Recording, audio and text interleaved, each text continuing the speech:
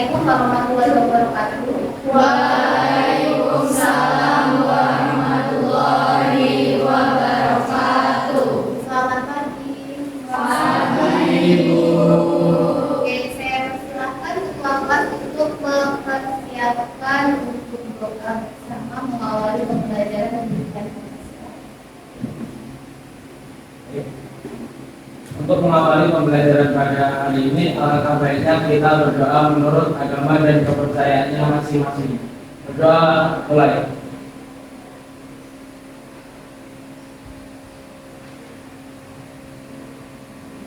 Berdoa selesai. Terima kasih. Apa kabar untuk hari ini?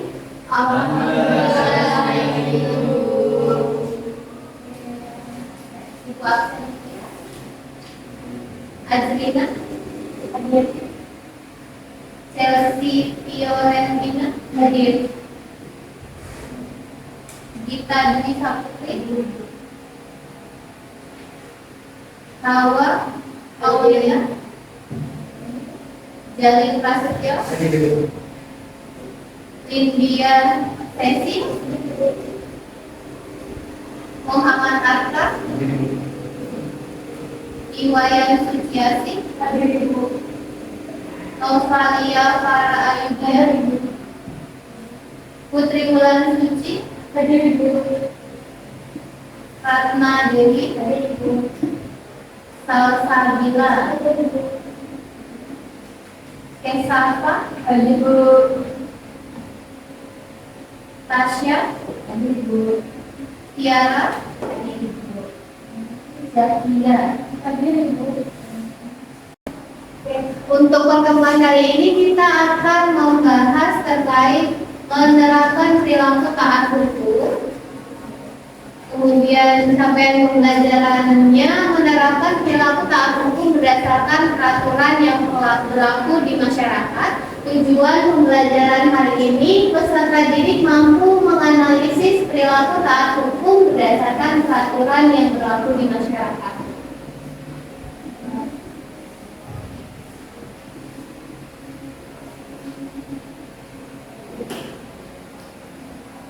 Oke, dari judulnya tadi ada pertanyaan, berikan contoh perilaku taat hukum yang pernah kalian lakukan. Oke, adakah yang mau menjawab? Oke, diawali oleh Cecil. Jadi, apa indikasi menjadi dan aspek itu bisa dijawab Ibu? Selalu memakai helm saat berkendara. Dan menggunakan helm saat berkendara. Terima kasih Cecil. Selanjutnya kita pergerakan ini adalah kita bisa seperti dari absen 9. Contohnya perilaku taat hukum itu contohnya seperti menggunakan seragam sekolah sesuai dengan peraturan sekolah yang berlaku. Oke, menggunakan seragam sekolah sesuai ketentuan peraturan sekolah. Kemudian ada lagi? Oke, saya persilakan bersama. Apa contohnya Pak? Ini nama subjek kajian bersama Jaya dari absen 32. Contoh perilaku hukum yang dilakukan itu adalah tidak terlambat dengan sekolah. Tidak terlambat datang ke sekolah. Oke, adakah di kelas 10-12 yang pernah terlambat ke sekolah? Berarti semuanya di kelas 10-12 itu mencerminkan perilaku taat. Atau kalau di sekolah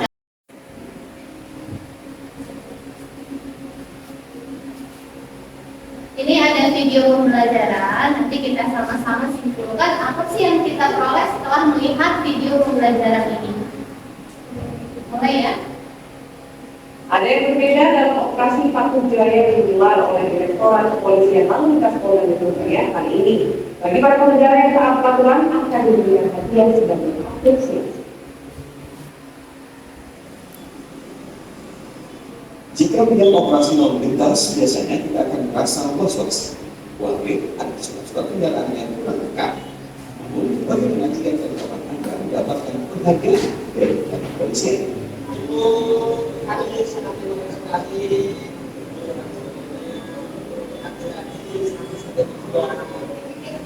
Selain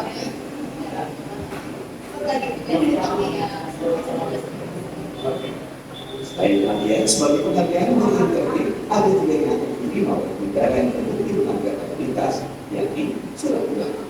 Kita berikan reward atau saja bagian itu adalah masyarakat pengajaran yang mampu menampilkan kekuatan dan kehidupan. Operasi Patu Jaya telah memasuki hari ke-7 di DKI Jakarta. Operasi Patu Jaya di bawah Lantas Polda Metro Jaya dilakukan di Jalan Kiai Haji Mansur, Jakarta Pusat, persis di akhir jembatan layang nontol Kasablanca Tanah Abang. Dalam gelaran operasi Patu Jaya kali ini turut dihadirkan gelar resmi adat, yakni ondel-ondel dan dua tokoh perwakilan Punakawan. Operasi Patu sendiri akan berlangsung selama 14 hari hingga 9 Mei mendatang. Dari video pembelajaran tadi yang ditampilkan, apakah kesimpulan yang dapat kalian ambil? Oke, perwakilan silahkan. Ya saya, Silahkan.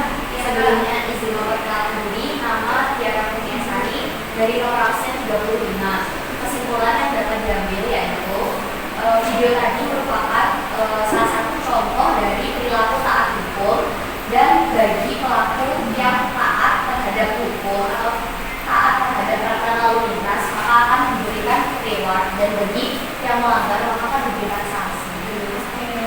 Terima kasih Tiara. Adakah yang mau menyimpulkan lagi? Cukup? Oke, jadi dari video pembelajaran tadi kalian dapat melihat contoh perilaku taat hukum. Kemudian dari videonya juga kita lihat, oh yang taat hukum itu diberikan reward atau hadiah, kemudian yang melanggar hukum diberikan sanksi. Oke, kita lanjutkan ke materi perilaku taat hukum. Oke, di sini ada 3 jenis perilaku ketaatan hukum. Oke, saya persilakan coba ada yang membacakan 3 jenis ketaatan hukum. Perkenalkan diri sebenarnya, nama Muhammad Eka dari nomor absen 22. Izin baca lagi. Iya, siap. Ketaatan hukum pertama yaitu ketaatan karena terpaksa, yaitu seseorang tidak menaati hukum karena takut terkena hukuman atau sanksi. Oleh karena itu dibutuhkan pengawasan secara rutin. Kemudian yang kedua ada ketaatan yang bersifat identifikasi atau mengikuti, yaitu seseorang menaati hukum karena khawatir hubungan baiknya dengan orang atau pihak lain menjadi terganggu. Kemudian yang ketiga ada ketaatan secara kesadaran diri, yaitu seseorang benar-benar menaati hukum karena merasa bahwa hukum itu sesuai dengan nilai-nilai yang dianut. Terima kasih akan dari yang disampaikan Anka dari slide yang terakhir. Kalian sudah berada di titik taat hukum yang mana? Yang secara Oke, kalau menurut Putri merasa bahwa ketaatan hukumnya Putri itu sudah di tingkat yang ketaatan secara kesadaran diri. Salsa juga berdasarkan kesadaran diri. Kalau Jalin? Kalau saya ini masih karena terpaksa. Karena terpaksa, contohnya apa nih? Karena bisa Contohnya? menggunakan helm itu, kalau tidak menggunakan helm bisa terkena hukuman seperti sanksi tilang. Oke, jadi karena terpaksa maka menggunakan helm. Oke. Yang paling tinggi tingkatannya itu adalah ketaatan secara kesadaran diri. Itu paling tinggi. Jadi kita taat itu nggak terpaksa, ya nggak mengikuti orang lain, tapi kita sadar kalau kita itu harus wajib menaati hukum. Oke, selanjutnya masuk ke contoh disiplin perilaku di lingkungan keluarga. Sebelum ditampilkan contoh di lingkungan keluarga taat hukumnya itu apa? Oke, Ajelina. Contohnya apa? Nggak apa-apa. Saling menghormati. saling menghormati antar anggota keluarga. Oke. Ini ambil ya, menghormati anggota keluarga dengan cara sadar akan hak dan kewajiban, saling membantu dan bekerja sama dalam kebaikan serta menjaga nama baik anggota keluarga. Oke. Yang kedua, mematuhi aturan yang ada di dalam keluarga. Misalnya, anak minta izin ketika berpergian. Ya enggak? Minta izin enggak kalau berpergian? Bermain dengan tidak lupa waktu, benar atau tidak? Waktu pulang sekolah pukul 15.30, kemudian mampir ke rumah teman. Izin sama ayah atau ibunya tidak? Iya. Harga tidak? Harga tidak? Kadang izin, kadang tidak? Oke, berarti belum taat peraturan di keluarga gitu. Jadi sebaiknya kedepannya harus izin. Oke Kak?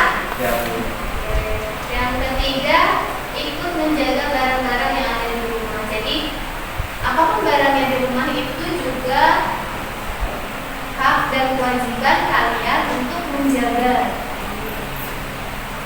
Selanjutnya di lingkungan sekolah, tadi yang dicontohkan oleh Gita, taat peraturan atau mengenakan seragam sesuai dengan peraturan sekolah. Kemudian tidak terlambat masuk sekolah, tadi kayak siapa ya yang menyampaikan tidak terlambat masuk sekolah. Alhamdulillah 10-12 tidak ada yang terlambat.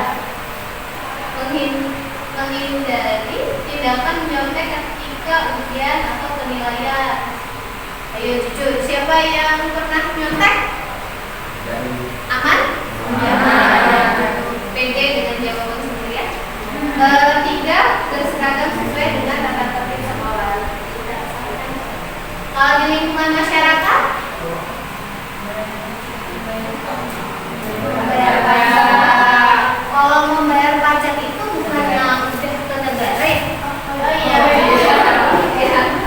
Oke, poin 1, tidak ikut menyebarkan berita hoax atau berita bohong. Menjaga hubungan baik dengan tetangga. Misalnya, sopan santun dalam pergaulan.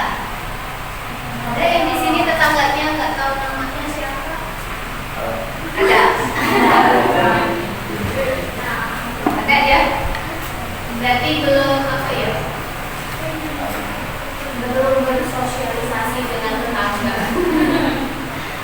Oke, tetap sopan atau santun dalam pergaulan meskipun tidak kita sering ngobrol dengan tetangga pada saat lewat atau papasan, tetap menjaga tegur sapa. Berpartisipasi dalam gerakan anti narkoba. Selanjutnya di lingkungan bangsa dan negara itu contohnya membuat administrasi kependudukan. Kemudian tadi wajib pajak itu masuk ke contoh di lingkungan bangsa dan negara. Oke, ini yang ketiga, menyukseskan pemilu atau pemilu kada. Ini nanti kita di tahun 2024 ada pemilu pemilihan presiden dan kepala daerah. Tapi kalau untuk kelas 10 belum ya, belum, usianya belum 17 tahun. Lanjut ya. Nah, cukup untuk materinya. Sekarang ibu bagi kalian ke dalam kelompok-kelompok kecil untuk menyelesaikan kasus-kasus yang tidak taat hukum. Langsung ibu bagi sesuai meja aja ya. Kelompok 1, 2, 3, 4, 5, 6.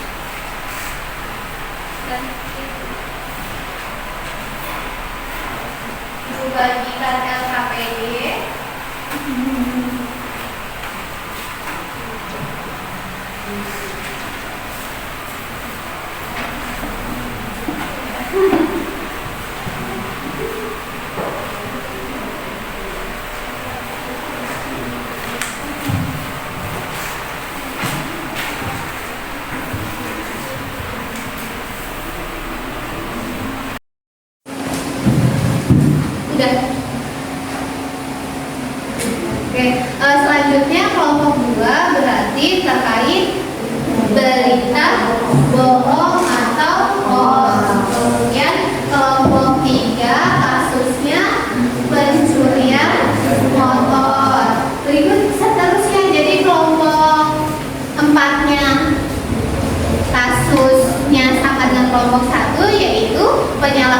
narkoba. Kelompok 2 berarti berita bohong atau hoax. Kelompok 3 berarti perilaku curanmor,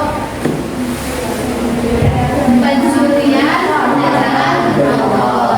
Silakan kalian cari kasusnya, itu boleh dari internet, gunakan handphone kalian.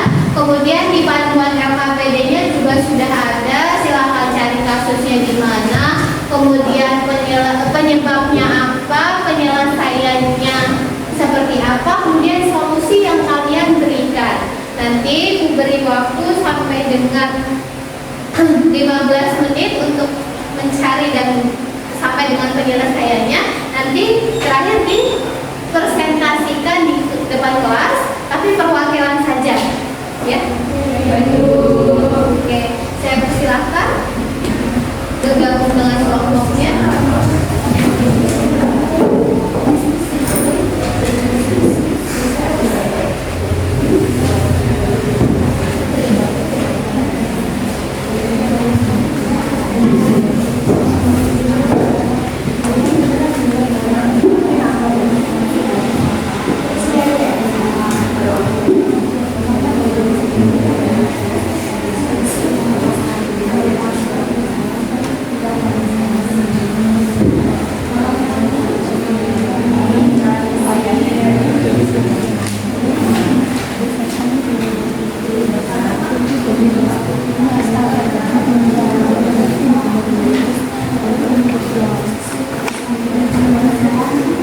Kelompok 1 siapa aja anggotanya?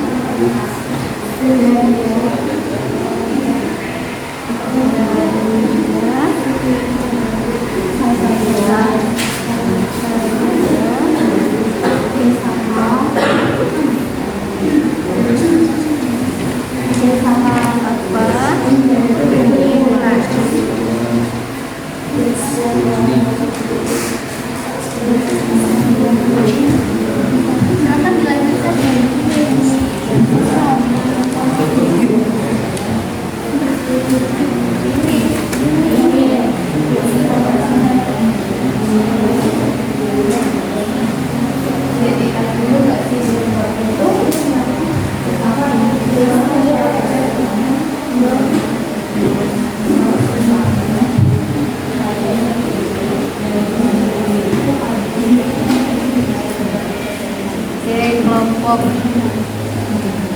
Kelompok 2 siapa saja anggotanya?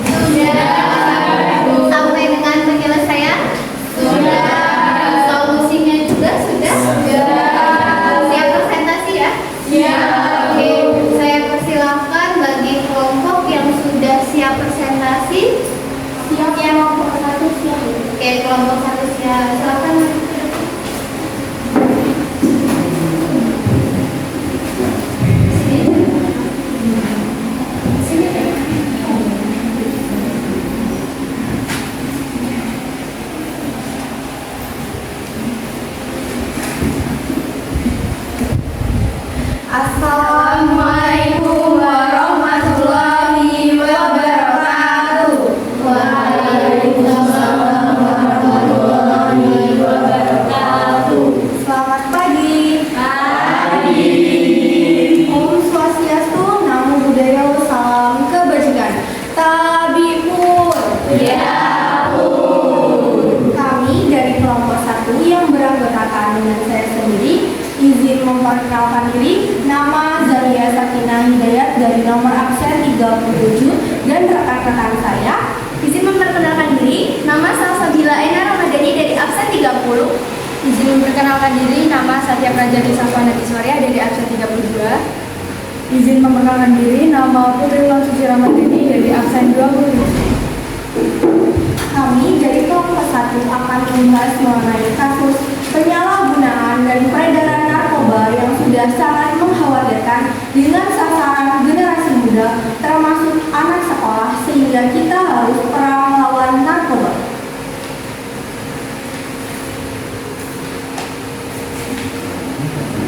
Baik, selanjutnya tentang informasi kejadian dan contoh kejadian mana? Berawal dari informasi tentang adanya peredaran narkoba di daerah Cipayung, Jakarta Timur, petugas BNN DKI Jakarta melakukan penyelidikan. Dan pada tanggal 15 Juli 2022, BNN DKI Jakarta mengamankan seorang tersangka berinisial HR di daerah Cipayung, Jakarta Timur. Petugas menyita ganja sebesar total 3,40 kg yang disembunyikan di pakaian dan motor tersangka. Baik, berikutnya adalah penyebab.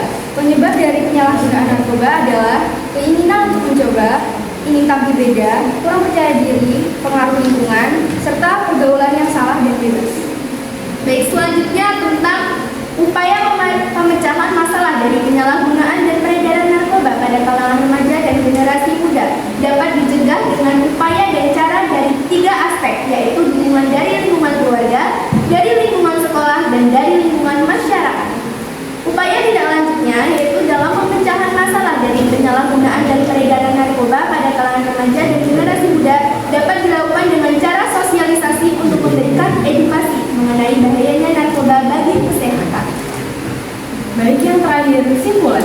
Simpulan yang dapat kita ambil dari presentasi kali ini adalah penyalahgunaan narkoba oleh generasi muda sangat berdampak bagi banyak pihak, terutama dapat merugikan dan mengancam masa depan remaja serta bangsa.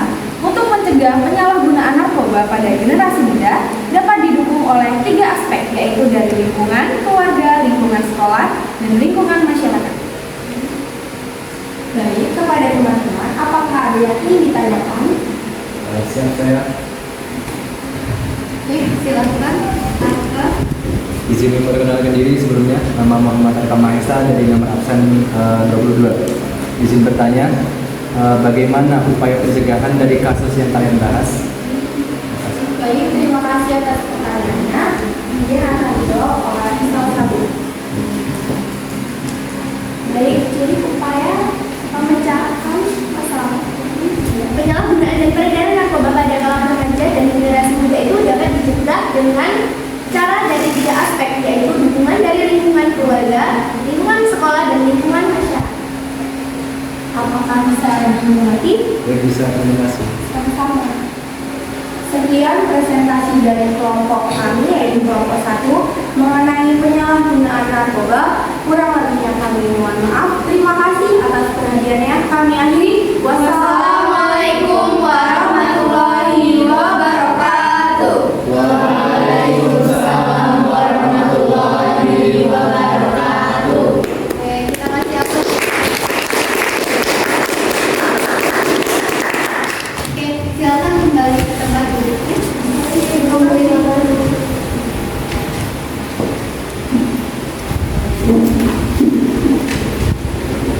Oke, jadi dari kasus penyalahgunaan narkoba itu berarti perilaku tidak taat hukum. Karena di peraturan perundang-undangan juga sudah dijelaskan bahwasanya penggunaan narkoba itu bahkan bisa dikenakan sanksi pidana. Kemudian di situ ada solusinya, berarti melibatkan di lingkungan keluarganya harus didukung, di lingkungan masyarakatnya juga didukung, di lingkungan sekolahnya juga harus ikut andil dalam proses penyelesaian kasus penyalahgunaan narkoba tadi. Oke, saya lanjutkan ke kelompok berapa yang sudah siap presentasi? Boleh? Kelompok 2 dulu ya, silahkan.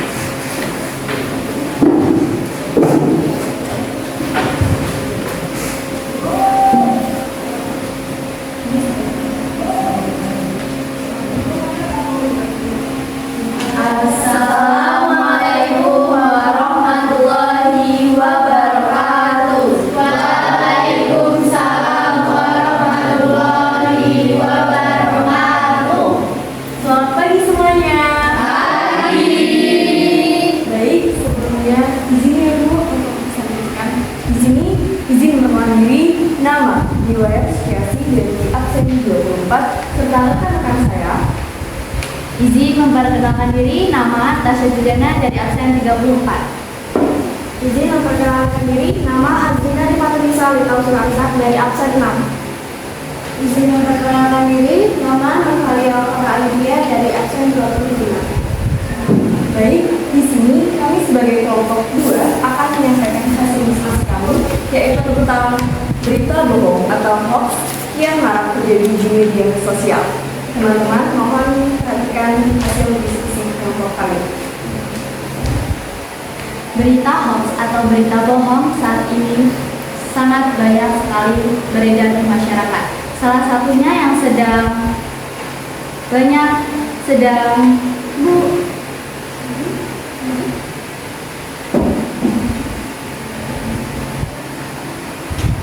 nanti bisa dipotong Mbak?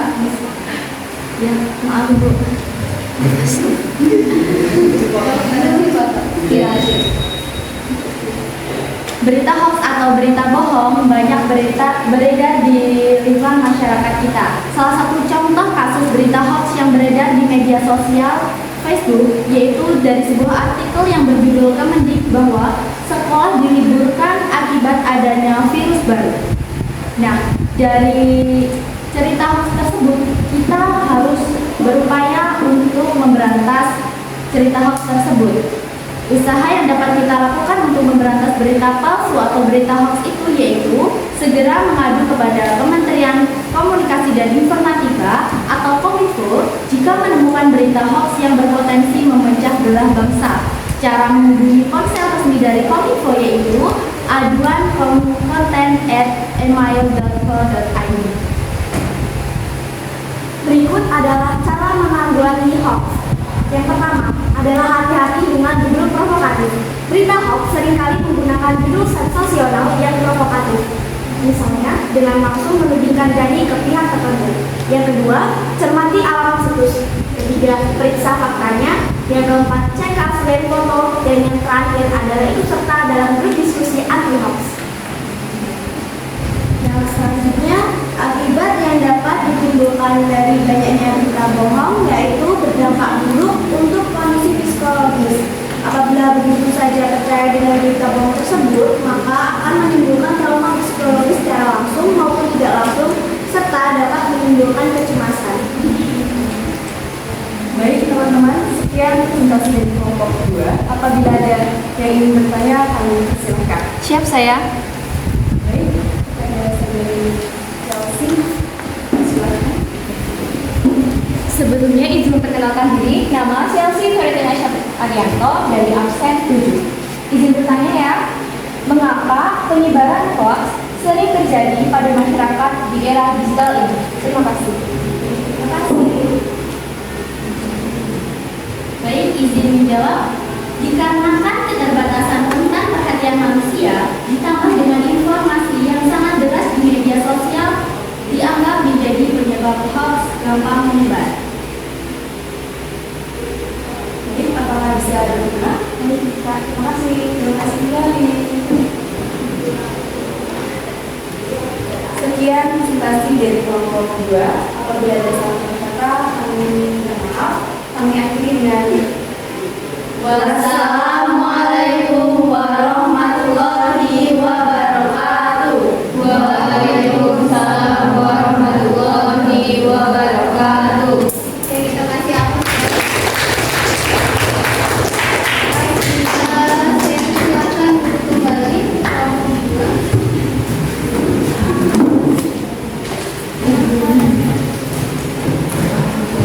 Oke, berita hoax atau berita bohong. Simpelnya menyiasati ketika kalian mendapatkan info-info yang belum tentu tahu kebenarannya, berarti cari tahu dulu kebenarannya, benar atau tidak berita yang disampaikan. Selanjutnya langkahnya setelah mencari info kebenaran atau tidak benarnya, itu kalau berita hoax itu cukup kita terima saja. Kalau dia bohong berarti nggak usah dilanjutkan. Gitu. Kalau yang ditanyakan Chelsea tadi, bagaimana sih caranya ketika Kenapa penyebaran hoax sering terjadi pada masyarakat di era digital ini? kenapa penyebaran hoax sering terjadi di era digital? Dengan kemajuan teknologi, kalau saat ini kan kalian masing-masing aja menggunakan handphone gitu. Kalau dulu kan jarang ada yang memiliki handphone gitu. Itu akses penyebaran hoax kan diperoleh dari handphone kalian masing-masing kan. Jadi akan lebih mudah dan lebih cepat penyebaran berita hoax. Kalau dulu belum adanya handphone yang dimiliki satu perorangan itu nggak punya handphone, ya kita tahu beritanya hanya di media sosial, yaitu koran gitu, media cetak sih. Kalau saat ini kan kalian akses apapun itu menggunakan handphone kalian pasti akan cepat sekali dapat akses informasi. Dilanjutkan ya, kelompok satu, cukup satu kelompok lagi aja yang tampil. Karena waktunya tidak memungkinkan, dilanjutkan oleh kelompok 3 ya. Oke, saya persilahkan kelompok 3.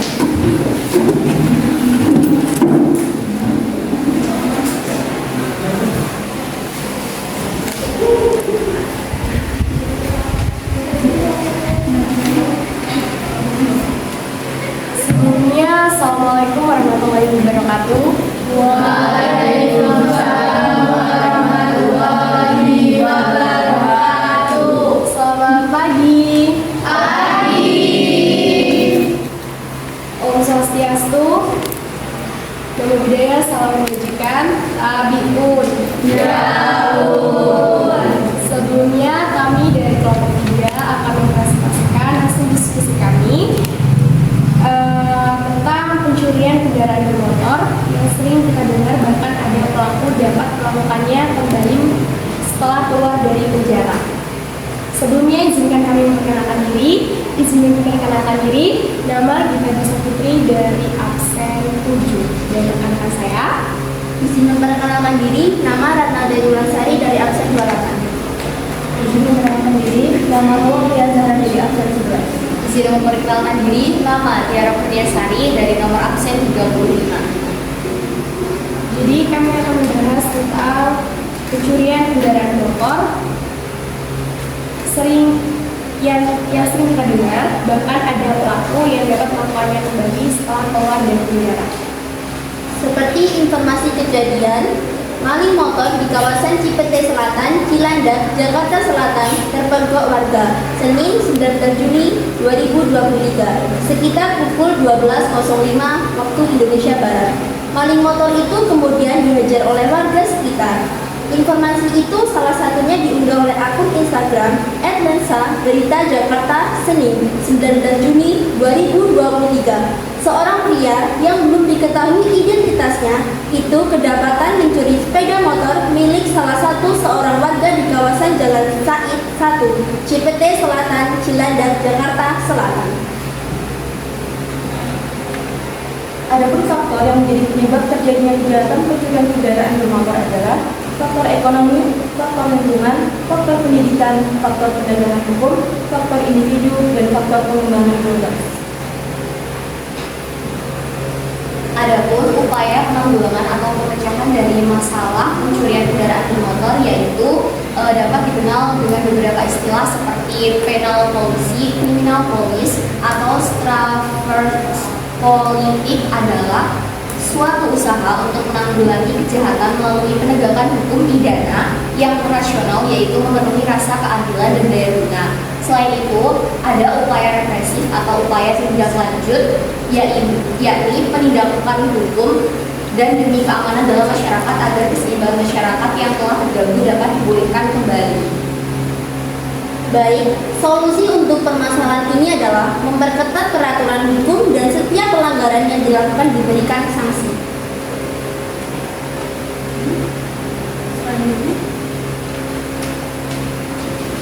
Baik, kesimpulan yang dapat kita ambil adalah aksi pencurian motor yang marak terjadi di lingkungan sekitar yang sering disebabkan oleh beberapa faktor. Yang pertama seperti faktor ekonomi, lingkungan, pendidikan, perkembangan global, dan penegakan hukum serta faktor individu.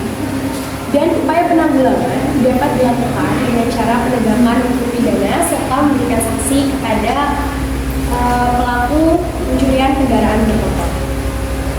Sekian presentasi kami. Apabila ada yang menanyakan, silakan teman-teman untuk bertanya. Siap saya. Izin memperkenalkan diri, nama dari kelas 2 dari absen 13. Izin bertanya, apa upaya tindak lanjut dari permasalahan tersebut? Terima kasih. Baik, terima kasih atas pertanyaannya yang akan dijawab oleh rekan saya.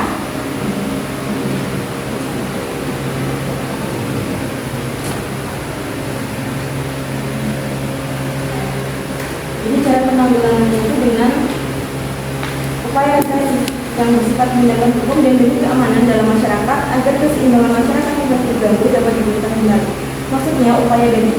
Maksud upaya jadi ini adalah penggunaan pola kebijakan dan pidana dalam lembaga masyarakat dalam disebut pidana. Bagaimana Bapak bisa diterima dan mengerti? Ya, cukup. Terima kasih atas jawabannya. Baik, terima kasih kembali. Sekian presentasi dari kelompok 3. Apabila ada salah satu kata dari rekan-rekan dan saya minta maaf. Saya tutup dengan Assalamualaikum warahmatullahi wabarakatuh. Waalaikumsalam warahmatullahi wabarakatuh. Kita beri aplaus yang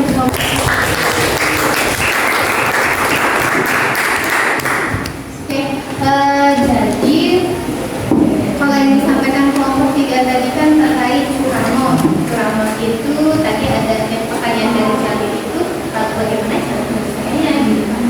Solusinya seperti apa? Disampaikan oleh kelompok 3 tadi ada upaya represif yang perlu kalian pahami. Upaya itu ada preventif sama represif. Kalau preventif itu upaya sebelum terjadinya kasus curanmor tadi. Oh, berarti kalau misalkan tidak ingin motornya hilang, berarti menggunakan kunci ganda atau pakai gembok misalkan. Kalau itu upaya preventif sebelum terjadinya suatu kasus. Tapi ada upaya represif tadi yang disampaikan oleh kelompok 3. Upaya represif itu setelah terjadinya kasus curanmor, maka yang berlaku adalah tindak pidananya. Pidana hukum ketika sudah mencuri berarti dihukum pidana, misalkan di penjara 3 tahun sesuai dengan ketentuan KUHP mencuri motor. Bisa dipahami? Kalau preventif itu sebelum terjadinya kasus, kalau represif itu setelah terjadinya kasus gitu. Bahkan itu semua kasus ada preventifnya, ada represifnya gitu. Kayak cara menanggulangi kasus yang belum terjadi itu apa gitu, itu preventif gitu. Oke, dari yang sudah dipresentasikan dari kelompok 1 sampai dengan kelompok 3, ada pertanyaan? Bisa ya mengaitkan mana-mana contoh taat hukum, mana-mana contoh kasus pelanggaran hukum atau yang melanggar hukum. Oh, ternyata kasus penyalahgunaan narkoba itu contoh melanggar hukum. Kemudian berita hoax, hanya berita hoax. Oh, ternyata itu juga melanggar hukum. Kemudian tadi yang terakhir mencuri motor itu juga melanggar hukum. Sebenarnya banyak sekali kasus-kasus yang melanggar hukum yang harus kalian hindari. Apalagi sebagai pelajar kita harus taat hukum sesuai dengan peraturan yang ada gitu, atau peraturan yang berlaku. Kalau di sekolah tadi Jalin menyampaikan menggunakan helm karena takut ditilang, diberikan sanksi tilang. Tapi kalau di sekolah kan wajib mengenakan helm, dan itu peraturan sekolah juga didukung peraturan pemerintah. Jadi bukan lagi terpaksa ya Jalin, tapi digunakan karena kesadaran diri sendiri. Lagi pula kan helm itu untuk keselamatan kalian. Maafnya ngomong, kalau misalkan kecelakaan kalian nggak menggunakan helm, kena duluan kepalanya kan hancur kepalanya ya. Ya. Tapi kalau ada pelindungnya, paling tidak kalian tidak seberapa hancur gitu ya. Oke, jadi bukan lagi karena hanya takut dengan hukum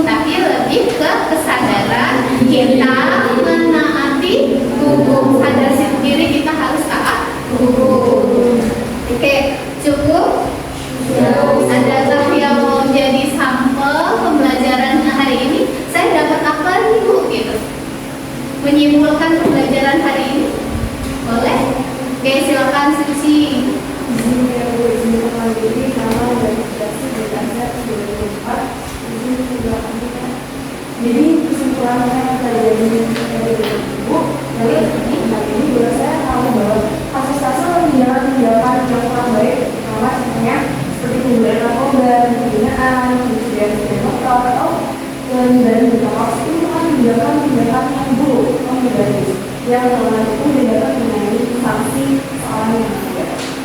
Cukup. Terima kasih Cici. Ada lagi mau menyimpulkan? Jahia? Saya izin memperkenalkan ini nama dari Saksina Julia dari Nomor 37. Kesimpulan yang saya ambil dari materi yang telah Ibu disampaikan bahwa kita dapat mengetahui perilaku taat hukumnya di mana setiap perilaku yang kita lakukan harus sesuai dengan aturan yang telah diatur oleh undang-undang dan bagi yang melanggar akan mendapatkan sanksi. Terima kasih. Terima kasih Jahida. Oke. Tadi banyak ya kesimpulannya. Itu juga mengulas sedikit-sedikit tadi ya terkait taat hukum. Kalian dapat menyimpulkan kalau misalkan di Indonesia semuanya, semua orang itu taat pada hukum, berarti hukum di Indonesia itu berjalan dengan baik. Tapi kalau misalkan banyak yang melanggar hukum, berarti hukum di Indonesia itu belum efektif gitu simpulannya. Jadi kita bisa amati di lingkungan kita masih banyak yang melanggar hukum atau taat hukumnya. Itu dapat kalian simpulkan masing-masing. Oke, cukup? Ada pertanyaan? Untuk hari ini cukup? Oke, Ibu ada poster sedikit terkait materi untuk pembelajaran hari ini. Silahkan disiapkan kertas dan penanya. Oke. Kertasnya.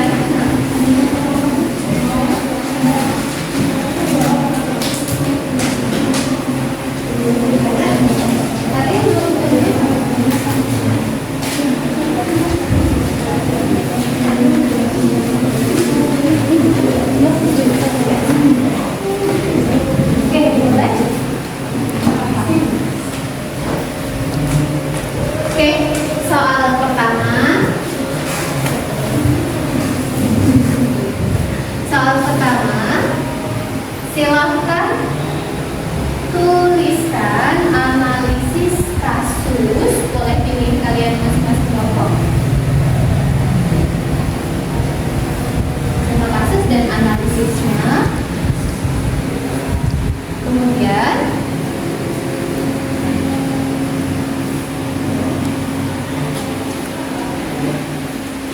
soal kedua, contoh analisis perilaku taat hukum di lingkungan keluarga dan sekolah. Masing-masing 3 contoh ya. Oke, saya beri waktu 5 menit untuk mengerjakan.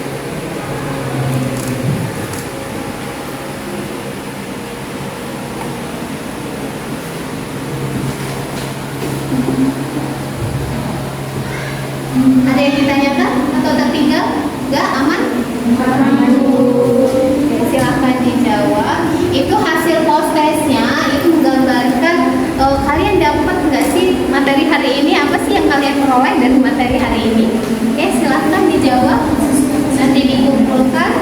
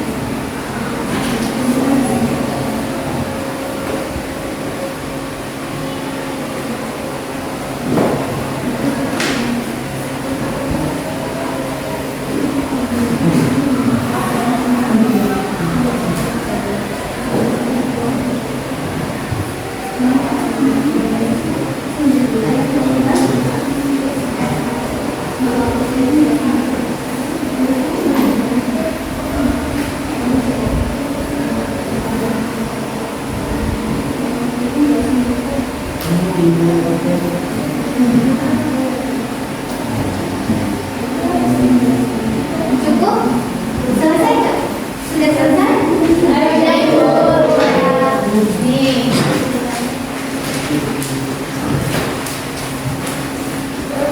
Sudah, Jalin?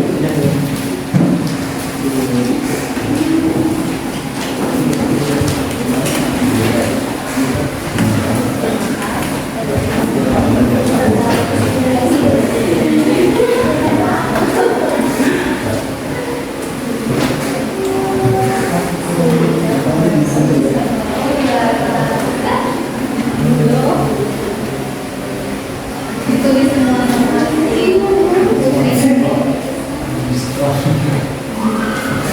sedetik lagi ya Bu.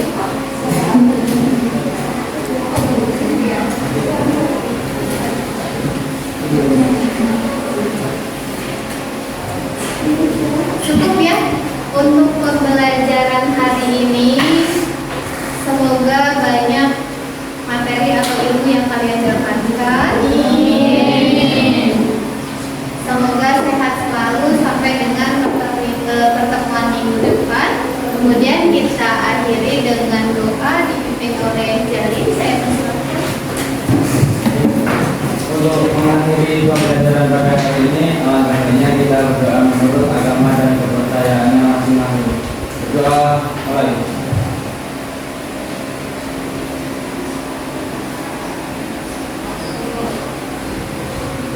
Berdoa selesai. Terima kasih Jalin. Terima kasih untuk hari ini. Ibu cukupkan, Ibu akhiri. Wassalamualaikum warahmatullahi wabarakatuh. Waalaikumsalam warahmatullahi wabarakatuh. Selamat pagi. Pagi. Sehat selalu ya.